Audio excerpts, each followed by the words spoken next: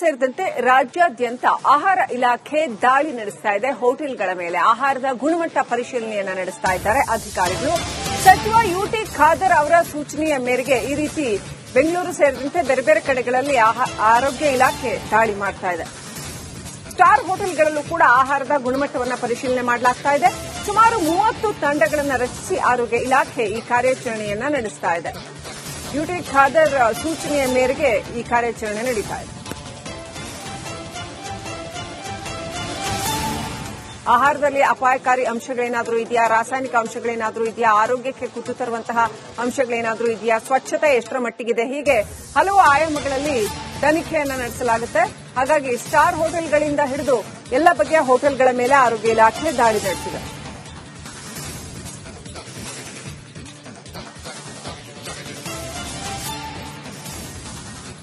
ಈ ವಿಚಾರಕ್ಕೆ ಸಂಬಂಧಪಟ್ಟಂತೆ ಇನ್ನಷ್ಟು ಅಪ್ಡೇಟ್ ಪಡ್ಕೊಳ್ಳೋಣ. ನಮ್ಮ ಪ್ರತಿನಿಧಿ ಸತ್ತಾರ್ ಲೈವ್ ಕನೆಕ್ಟ್ ಇದ್ದಾರೆ.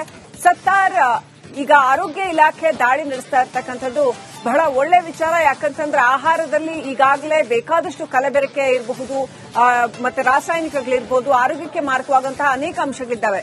ಆರೋಗ್ಯ ಇಲಾಖೆಯ ಈ ಒಟ್ಟು ಕಾರ್ಯಾಚರಣೆ ಯಾವ ರೀತಿಯಲ್ಲಿ ನಡೀತಾ ಇದೆ ಸತ್ತಾರ್?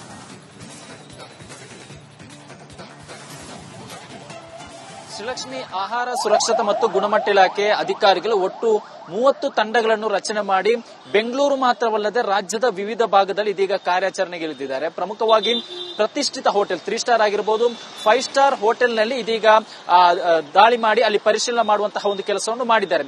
ಬೆಂಗಳೂರಿನ ಪ್ರಮುಖವಾಗಿರುವಂತಹ ಖಾಸಗಿ ಹೋಟೆಲ್ನಲ್ಲಿ ಇವತ್ತು ಪರಿಶೀಲನೆ ಮಾಡುವಂತಹ ಸಂದರ್ಭದಲ್ಲಿ 31 ಲೀಟರ್ ಅವಧಿ ಮೀರಿದಂತಹ ಹಾಲಿನ ಪ್ಯಾಕೆಟ್ ಪತ್ತೆಯಾಗಿರುವಂತದ್ದು.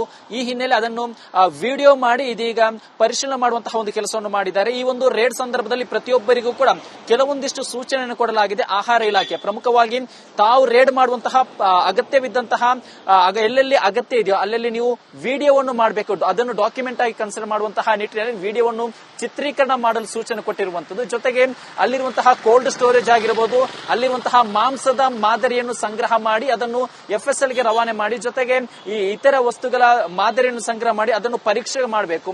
ಸ್ಪಾಟ್ ನಲ್ಲಿ ಏನಾದರೂ ಲೋಪ ಕಂಡು ಬಂದಂತಹ ಸಂದರ್ಭದಲ್ಲಿ ಅವುಗಳನ್ನು ಕೂಡ ಆ ಒಂದು ಕೂಡಲೇ ಅವರ ವಿರುದ್ಧ ಕ್ರಮಕ್ಕೆ ಕೂಡ ಮುಂದಾಗಿರುವಂತದ್ದು. ಜೊತೆಗೆ ಏನಾದರೂ ಅನುಮಾನ ಬಂದ್ರೆ ಅದನ್ನು ಪರೀಕ್ಷೆ ಮಾಡಿ ಕ್ರಮ ಕೈಗೊಳ್ಳಲು ಕೂಡ ಇದೀಗ ಅಧಿಕಾರಿಗಳಿಗೆ ಸೂಚನೆ ಕೊಟ್ಟಿರುವಂತಹ ಹಿನ್ನೆಲೆ ಬೆಂಗಳೂರು ಮಾತ್ರವಲ್ಲದೆ ರಾಜ್ಯದ ವಿವಿಧ ಭಾಗದಲ್ಲಿ ಕೂಡ ಇದೀಗ ಅಧಿಕಾರಿಗಳು ಪ್ರಮುಖವಾಗಿರುವಂತಹ ಪಂಚತಾರ ಹೋಟೆಲ್ಗಳ ಮೇಲೆ ರೇಡ್ ಮಾಡಿ ಇದೀಗ ಪರಿಶೀಲನೆ ಕೂಡ ಮಾಡ್ತಾ ಇರುವಂತದ್ದು. ಶ್ರೀಲಕ್ಷ್ಮಿ,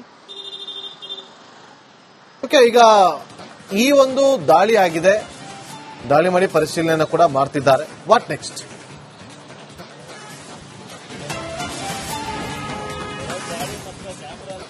ನಾಗೇಂದ್ರ ಬಾಬು, ಪ್ರಮುಖವಾಗಿ ಮೊದಲ ಹಂತವಾಗಿ ಇವತ್ತು ಎಲ್ಲೆಲ್ಲಿ ಮೊದಲ ಹಂತವಾಗಿ ಅಲ್ಲಿರುವಂತಹ ಮಾಂಸ ಆಗಿರ್ಬೋದು ಅದರ ಮಾದರಿಯನ್ನು ಸಂಗ್ರಹ ಮಾಡಿ ಲ್ಯಾಬ್ ಟೆಸ್ಟ್ ಕಳಿಸ್ತಾರೆ. ಅದಾದ ನಂತರ ಅವರಿಗೆ ತಮ್ಮ ನಿಯಮದ ಪ್ರಕಾರ ಕೆಲವೊಂದಿಷ್ಟು ಈ ಹಿಂದೆ ಏನಾಗಿ ಮೊದಲ ಹಂತವಾಗಿ ದಂಡ ವಿಧಿಸುವಂತಹ ಒಂದು ಕೆಲಸ ಆಗಿತ್ತು. ಪದೇ ಪದೇ ರಿಪೀಟ್ ಆದಂತಹ ಸಂದರ್ಭದಲ್ಲಿ ಅವರ ಲೈಸೆನ್ಸ್ ಕೂಡ ಕ್ಯಾನ್ಸಲ್ ಮಾಡುವಂತಹ ಅವಕಾಶ ಇರುತ್ತೆ. ಬಟ್ ಮೊದಲ ಹಂತವಾಗಿ ಅವರಿಗೆ ದಂಡವನ್ನು ವಿಧಿಸಲಾಗುತ್ತೆ, ಅವರಿಗೆ ತಿಳುವಳಿಕೆ ಮಾಡುವಂತಹ ಒಂದು ಕೆಲಸವನ್ನು ಮಾಡ್ತಾರೆ. ಜೊತೆಗೆ ಮುಂದೆ ಈಗ ಉದಾಹರಣೆಗೆ ಇವತ್ತು ರೇಡಿ ಮಾಡಿದಂತಹ ಸಂದರ್ಭದಲ್ಲಿ, ಇವತ್ತು ತಪ್ಪುಗೊಂಡಂತಹ ಸಂದರ್ಭದಲ್ಲಿ 30 ದಿನದ ಒಳಗಾಗಿ ಅದನ್ನು ಸರಿಪಡಿಸುವ ಅಥವಾ ಇಂತಿಷ್ಟು ದಿನವನ್ನು ಕಾಲಾವಕಾಶ ಕೊಡಲಾಗುತ್ತೆ. ಆ ಒಂದು ದಿನದಲ್ಲಿ ಆಹಾರ ಇಲಾಖೆಯವರು ಕೊಟ್ಟಿರುವಂತಹ ಕಾಲಾವಕಾಶದಲ್ಲಿ ಮತ್ತೆ ಉದಾಹರಣೆಗೆ ಯಾವ ಡೆಡ್ ಲೈನ್ ಕೊಟ್ಟಿರ್ತಾರೆ, ಆ ಒಂದು ಡೆಡ್ ಲೈನ್ ಅಲ್ಲಿ ಮತ್ತೆ ಇವರು ಬಂದು ಪರಿಶೀಲನೆ ಮಾಡ್ತಾರೆ. ಆಗ ಏನಾದರೂ ಲೋಪ ಬಂದಂತಹ ಸಂದರ್ಭದಲ್ಲಿ ಅಂತಹ ಸಂದರ್ಭದಲ್ಲಿ ಕಠಿಣ ಕ್ರಮಕ್ಕೆ ಮುಂದಾಗ್ತಾರೆ. ಮೊದಲ ಹಂತವಾಗಿ ಅವರಿಗೆ ದಂಡ ವಿಧಿಸಿ ಅವರಿಗೆ ತಿಳುವಳಿಕೆ ಮಾಡುವಂತಹ ಒಂದು ಕೆಲಸವನ್ನು ಮಾಡ್ತಾರೆ. Nagendra Babu, okay, thank you ಸತಾ, ನಿಮ್ಮೆಲ್ಲ ಮಾಹಿತಿಗಾಗಿ.